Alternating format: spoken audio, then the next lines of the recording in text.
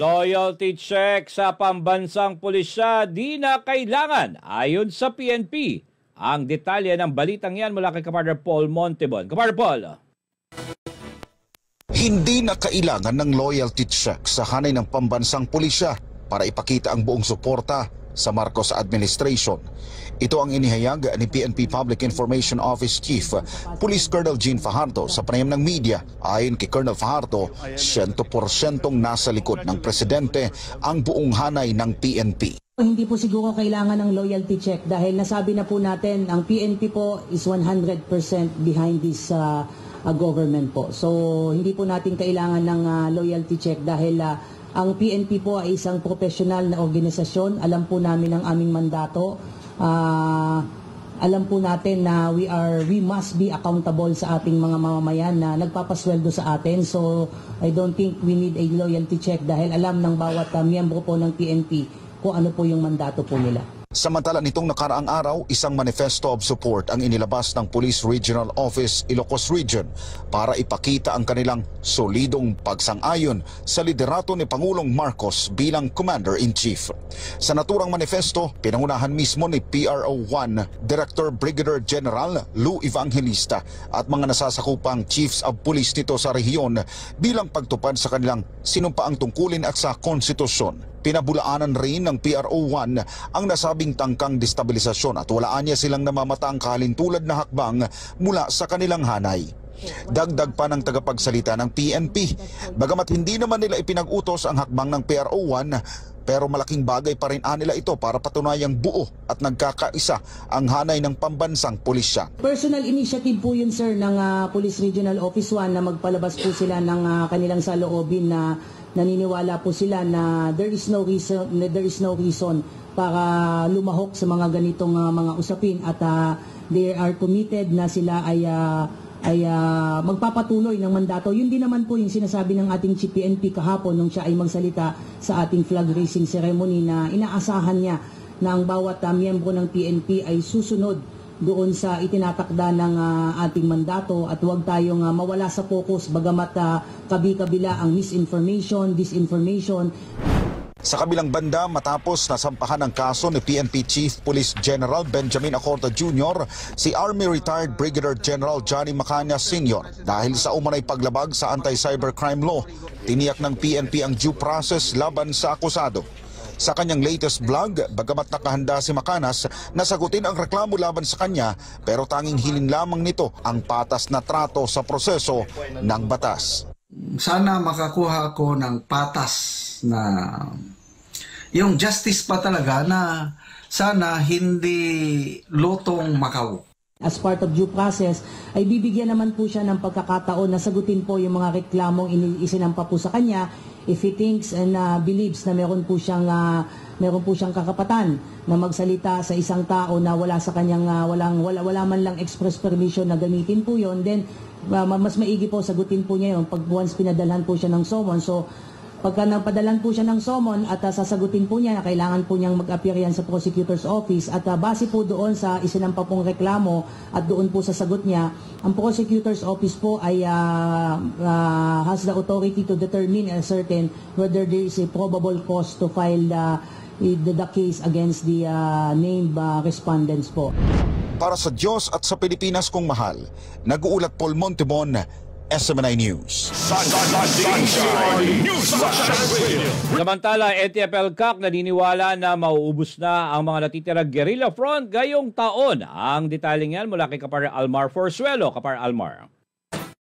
Target ng balansag ng pamahalaan sa loob ng taong 2024 ang natitirang may hinang guerrilla fronts ng teroristang komunista. Ayon kay Undersecretary Ernesto Torres Jr., Executive Director ng National Task Force to End Local Communist Armed Conflict or NTF-ELCAC, positibo ang kanilang pananaw na hindi na magtatagal ang mga communist terrorist group. Ginawa ng opisyal ang pahayag kasunod na nangyaring enkwentro sa mga terorista at militar sa Borongan, Eastern Samar noong Enero 6 taong kasalukuyan na nagresulta sa pagkamatay ng isang mataas na lider ng NPA. Kinilala ng Philippine Army ang nasabing leader ng NPA na si Martin Colima o alias Moki Ayon sa militar, si alias Smokey ay sekretarya ng Sub-Regional Committee o SRC sa SAMI ng NPA sa Eastern Visayas Regional Party Committee. Dagdag pa ng 70th Infantry Battalion ng Philippine Army na nakatanggap sila ng sumbong mula sa mga residente patungkol sa presensya ng NPA sa Barangay San Gabriel at mga ginagawang extortion activity ng naturang rebelding grupo. Sinabi pa ng militar na naghahanda rin nila ang grupo ni alias Smokey upang salakayin ang Citizens Armed Force Geographical Unit o CAFGU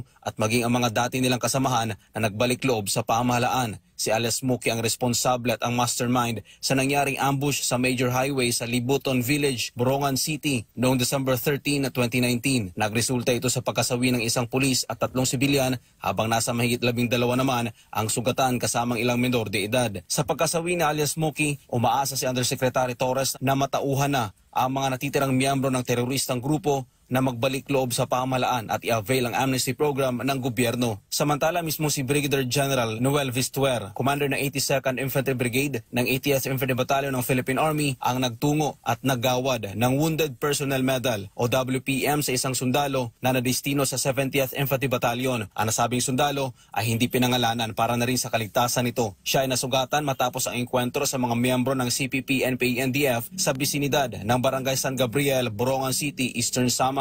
Humanga naman si Brigadier General Vistuer sa ipinamalas na tapang at aksyon na ginawa ng sugatan na sundalo at maging ang mga opisyal ng 70th Infantry Battalion. Sa huli, nananawagan ng NTF-ELCAC sa mga natitirang miyembro at kasamahan ni alias Smokey na sumuko ng mapayapa at iwanan na ang walang kabuluhang armadong pakikibaka upang hindi matulad sa sinapit ng kanilang lider. Para sa Diyos sa Pilipinas kung mahal, Almar Forzuelo, SMNA News. At sa iba pa mga balita, Agriculture Secretary Laurel pinulong ang Regional Fisheries Council para sa pagpapaunlad ng industriya ng pangisdaan. Ang detaling yan mula kay Kapartner Sheena Torno. Kapartner Sheena. Pinangunahan ni Agriculture Secretary Francisco Chu Laurel at kasama ang Fisheries and Aquatic Resources Management Council. Sa isang pahayag, sinabi ng kalihim na layunin ng pagpupulong na matukoy ang mga hamon na kinakarap sa produksyon ng isda at iba pang aquatic resources. Iba't ibang rekomendasyon nga o estratehiya ang inilatag ng mga pribadong sektor sa kalihim para mapaunlad ng fisheries sector. Kabilang sa 14 na iminungkahi ay paglikha ng Department of Fisheries and Aquaculture, pagbuo ng inland fisheries and hatcheries sa mga lugar sa kabundukan, paglalagay ng mga cold storage facility at paglikha ng laboratories para sa biosecurity concerns. Karagdagang farm-to-market roads, pagpapalakas ng market linkage sa pamamagitan ng Kadiwa centers at dagdag ng mga irrigation facility.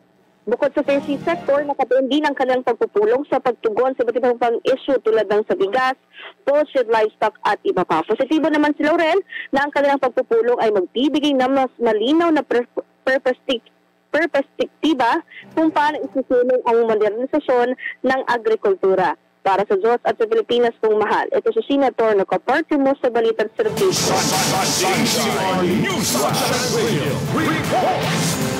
Samantala, resolusyon na naghahayag ng suporta sa SMNI inihain ni Senator Robin Padilla. Ang detalye mula kay Kapartner Troy Gomez. Kapartner Troy.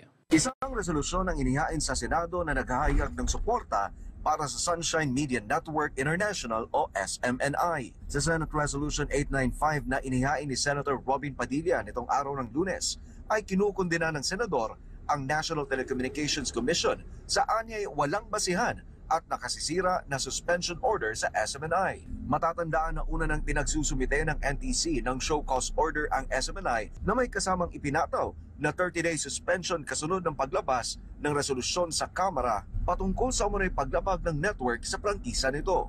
Para sa Senador, ito ay malinaw na paglabag sa due process na magre-resulta ng seryoso at irreparable damage sa kumpanya at maging sa mga empleyado nito.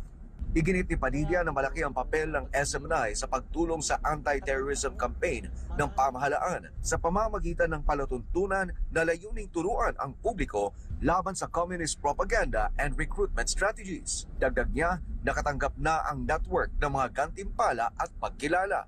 Ipinunto rin ng number 1 Senator na hindi sinaad ang show cause and suspension order ng NTC kung bakit kailangang suspindihin ang SMNI o kung bakit kailangan ang suspensyon para mapigilan ang serious and irreparable damage or inconvenience sa publiko.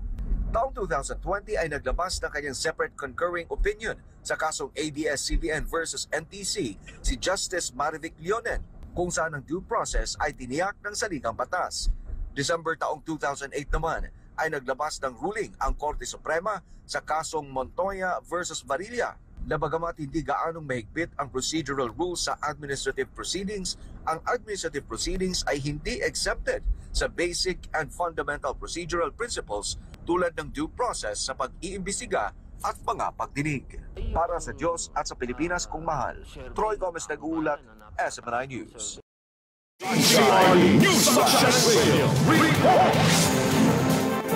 Dagdag pambalita, laban ng pamahalaan ng kontra-illegal na droga sa grassroots level, malaki ang naging progreso. Ayon yan kay Pangulong Bongbong Marcos. Ang detalye mula kay Kapartner Creslin, Katarong Kapartner Creslin. Ipinida ni Pangulong Ferdinand Marcos Jr. ang naging tagumpay ng gobyerno sa laban nito kontra illegal na droga sa grassroots level. Ito ay kasunod ng ulat ng Philippine National Police na nakapagkumpiska ito ng humigit kumulang 10.4 billion pesos na halaga ng narcotics noong 2023. Kasabay nito, iniulat din ng PNP na nasa mahigit 27,000 mga barangay ang naideklara ng drug cleared. Sa isang video message, sinabi ni PBBM na magandang progreso ang anti-illegal drugs campaign ng gobyerno sa grassroots level. Idinagdag pa ni Pangulong Marcos na palagi ring tinitignan ng pamahalaan ang rehabilitation at prevention sa usaping ito. Sa adang punong ekutibo, gumawa ng mga hakbang ang national government sa pagtugon sa illegal na droga sa lokal na antas at nakipagtulungan sa 50 probinsya, mahigit 1,000 munisipalidad at 30 lungsod sa pagpapatupad ng Anti-Drug Abuse Council. Binanggit din ang Chief Executive na nakapagsagawa rin ng 74 inpatient treatment at rehabilitation facility para magbigay ng daan tungo sa pagaling para sa mga gustong makawala sa kanilang adiksyon. Para sa Diyos at sa Pilipinas kung mahal, Creslin Katarong, SMNI. Kapatid mo sa balita at sa Sunshine, DZRD, Sunshine Radio, report! Samantala, pagdaos ng translasyon sa pangkabuan, naging mapayapa ayon sa PNP. Ang detalye sa pagbabalik ni Kapartner Paul Montibon. Paul. Ang kalahati naging mapayapa sa translasyon. Pagkalaan, may mga naisalang insidente ng pasahero, pagkasigat, gayon din ng mga hinimatay mula sa magsamag na pag-BPHIA ay agad naman ang ito natugunan ng mga responders. Katuwang ng PNP ang mga tropa mula sa Armed Forces of the Philippines, Philippine Coast Guard Bureau of Protection at NDA, sa pagtitiyak na maging ligtas o kaya at maayos sa pagkaraos ng operasyon. Bagaman may mga obserbasyon na marami pa rin kiboto ang nagdala ng mga ipinagbabawal gaya ng tag, payong at pagsusuot ng face half para sa Diyos sa Pilipinas kung mahal. Nag-iulit sa Montibon, SMNI News. At para sa uling detalye ng ating balitang national, matinding init ang panahon, posibleng may tala sa second quarter ng taon. Ayon dyan sa Pag-asa, ang detalye mula kay Kapartner Bal Divinagracia, Kabarbal. Naman na ngayon sa ilang bahagi ng bansa ang mainit na panahon bunsod ng nararanasang El Nino. Kabilang sa mga nakararanas ng dry spell batay sa monitoring ng Pag-asa Weather Forecasting Center ang 21 probinsya sa Luzon, isa sa Visayas at 2 sa Mindanao. Habang dry condition naman ang nararanasan sa Abra, Metro Manila at Occidental Mindoro. Base sa datos ng Pag-asa, patuloy na mararanasan ngayong Enero hanggang sa buwan ng Pebrero ang strong El Nino. Mas titindi pa ang init ng panahon pagpasok ng buwan ng Marso hanggang Mayo. And may possibility din po na itong tinatawag nating warm and dry season months, so yan po yung mga March, April, May, it could be one of the warmest years on record natin. One of the warmest kasi mostly po historically yung ating mga El Nino years, yun din yung mga mas maiinit yung temperaturang naiitala natin. Sa panayam ng Bagong Pilipinas ngayon, sinabi rin ni DOST Pag-asa Assistant Weather Services Chief and Climate Monitoring and Prediction Section Chief Annalisa Solis na posibleng umabot sa higit 40 degrees Celsius ang mararanasang init ng panahon sa ilang bahagi ng bansa. It could reach around more than 40 degrees and kadagdagan pa yung sinasabi natin na yung alinsangan or yung heat index. So ito naman pong possible na 40 degrees ay hindi naman po sa buong Pilipinas. So usually po na-experience natin yan sa may Cagayan Valley region. So yung sa mga areas na yon may mga possibility in which some instant values lang, instantaneous na temperatura mararanasan natin. And kasama pa po yung tinatawag nating alinsangan. So medyo mataas yung heat index natin possible. Kaugnay nito, nagpaalala si Solis sa dapat gawin sa posibleng epekto ng El Nino. Huwag mag-aksaya. So yun po yung sinasabi natin, huwag mag-aksaya ng tubig. Kahit marami ang ating tubig sa level natin, na mataas ang level ng ating Angat Dam, still huwag pa rin po tayong mag-aksaya dahil ang inaasahan po natin na although sapat ang possible po na magiging tubig dito sa Metro Manila, pero dun sa mga ibang lugar naman po. So huwag pa rin po tayong mag-aksaya ng tubig. And wag ding mag-aksaya ng kuryente. So, kasi mahal din yung kuryente pag tayo ay mag-aaksaya, di po ba? So, at least, yun yung mga in our own little way. And yung ating pong mga kalusugan, so yung ating mga sarili, dun nga po sa mga possible na mainit ang temperature during warm and dry season months. So, kailangan po paghandaan din natin yung ating kalusugan. So, ma-replenish natin yung ating katawan. Para sa Diyos at sa Pilipinas kong mahal, ako si Val Divina Gracia, SMNI News. Ronda Pilipinas. At sa ating balitang Roda, halos 300 na kahon ng smuggled na sigarilyo na kumpiska ng Philippine Navy sa lalawigan ng Sarangani. Ang detaling yan mula kay Kapare Almar Porzuelo. Abot halos 300 kahon na smuggled na sigarilyo na nagkakahalaga ng abot sa 7 milyon ang halaga ang nakumpiska ng Philippine Navy sa karagatang bahagi ng Southwest Pamaitom, Sarangani Province. Nakuha ang mga namagita smuggled na sigarilyo matapos na i-deploy at nagsagawa ng Maritime Patrol ang BRP Rafael Pargas o PC-379 sa ilalim ng operational control ng Naval Task Force 71. Sa nabanggit na lugar, nakita nila ang isang kahinalang motorized bangka kasamang 6 na crew nito na pawang mga Pilipino. Sa ngayon ay nasa pangangalaga na ng Bureau of Customs ang mga nakumpiskang smuggled na sigarilyo habang naharap naman sa kaso ang 6 na nagpuslit nito. Para sa Diyos sa Pilipinas. Business News Blast. At para sa ating balitang business, SEC binawi ang rehistro ng isang kumpanyang illegal na nangangalap ng investment sa publiko. Ang detalye mula kay Kapartner Daniela Paulite. Binawi ng Securities and Exchange Commission o SEC ang corporate registration ng Infinity 8 Networks Digital Services. Kasabay nito ay ang pagpapamulta ng 1 milyong piso laban sa nabanggit na digital service dahil sa ginagawa nilang iligal na pangangalap ng investments sa publiko. Partikular na nalabag nito ang Section 44 ng Revised Corporation Code of the Philippines, kaugnay sa Sections 8.1, 26 at 29.1 ng Securities Regulation Code at Section 1, Number 2 ng Section Reorganization Act. Sa sitwasyon ng Infinity 8 Networks, bagamat nakarehistro ito bilang one-person corporation sa SEC, hindi ito nakakuha ng registration o lisensya mula sa komisyon para magsagawa ng public offering. Ipinagbabawal rin batay sa Articles of Incorporation o AOI na magsagawa ang kumpanya ng investment activities dahil isa lang itong one-person corporation. Ipinaalala ngayon ng SEC sa publiko na huwag paloko sa sino mang magsasabing taga-Infinity 8 Networks ito o kaya huminto na sakaling may investment na dito. November 30, 2023 nang isinapubliko na rin ng SEC ang babala laban sa naturang kumpanya. Para sa Diyos at sa Pilipinas kung mahal, Daniela Paulita, kapartner mo sa balita at sa Vision.